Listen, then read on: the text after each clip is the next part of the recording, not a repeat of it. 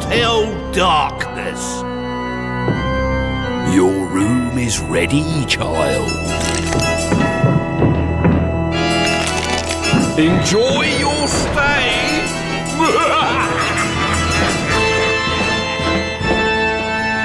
There is a certain type of child who likes the sound of their own voice.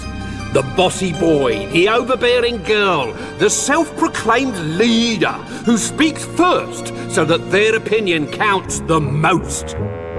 Unfortunately, children who like the sound of their own voice are cursed, because when they grow up, there is nothing for them to do but become politicians. What a tragic waste of a life.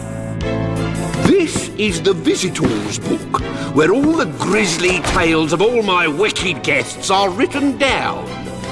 Want to see why one of these bad children is down here? This is Gulab's story. I call it The Undertaker. Gulab Gobby was born into a family that expected great things of him. He was encouraged from an early age to find his voice and shout it from the rooftops.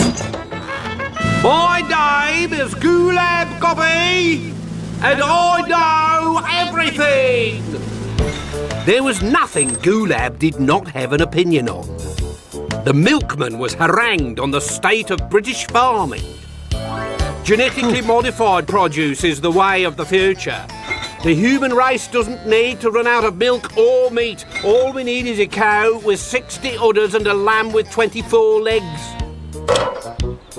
The window cleaner was lectured on the dangers of global warming. In a few years' time, your job won't exist because the sun reflecting off the windows will be so hot that you'll be barbecued up your ladder. You should retrain to wash the windows of underground aquariums. It's shady down there, so that's where the future is. And the postwoman was given a rant on the joys of electronic mail. Have you never heard of email, you dinosaur? Use it once and you'll never want to send a letter again. It's 1,000,000 times faster than you. By the time he was 6, Gulab was writing a column for the local newspaper called It Does My Nut In. By the age of 9, he was appearing regularly on the news as the voice of the common man.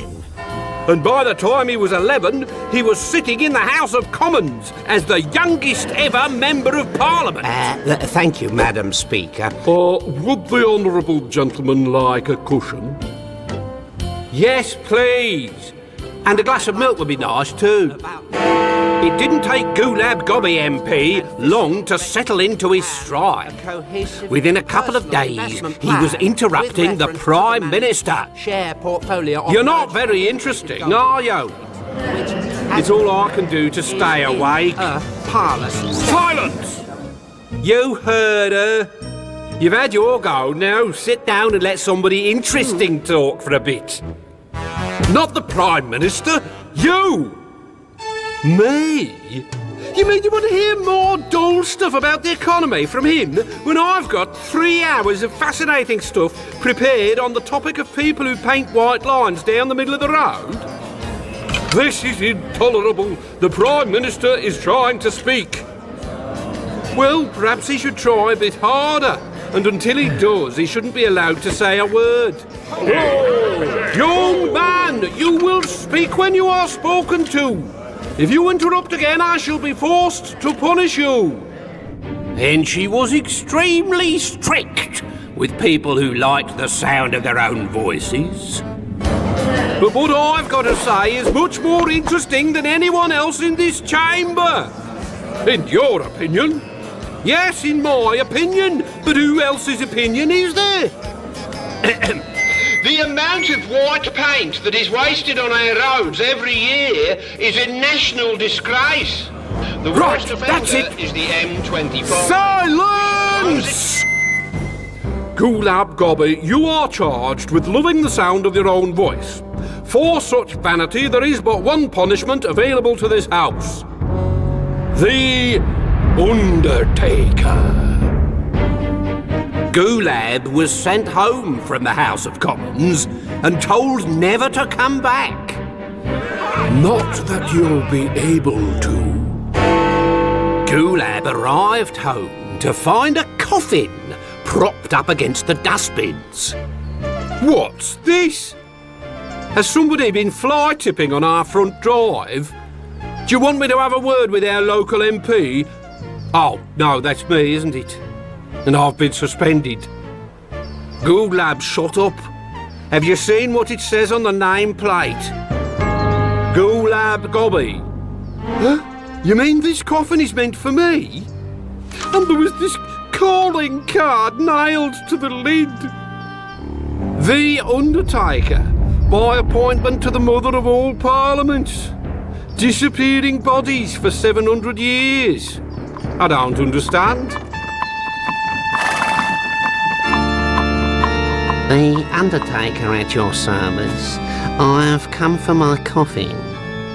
Not before you explain what you mean by putting my name on the lid. Because this is your funeral. But I'm not dead. And I am only instructed by the Speaker to take away your body. Leaving which part behind? The part you love best. The part that thrills you. His voice? I simply dispose of the unnecessary bits that nobody wants. And while I'm on the subject, Mrs. Gobby, when the body has disappeared, I suggest that Gulab uses his voice sparingly. Imagine what would happen if he was to lose it. If he lost his body and his voice, there wouldn't be much left to love, would there?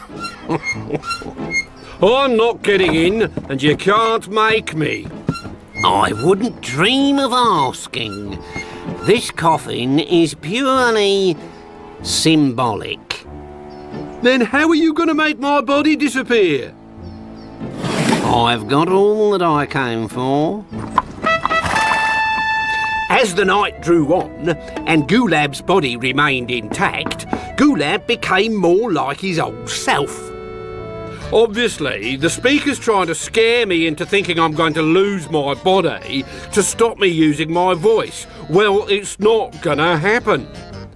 Tomorrow morning I shall go on television and tell the world what the mother of all parliaments is up to.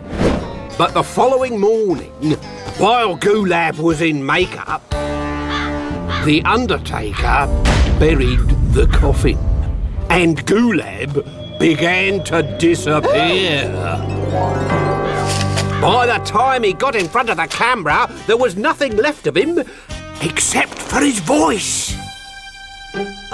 Well, I'm sorry. We were to have had Gulab Gobby MP on the show, but he doesn't seem to have shown up. No, I'm here!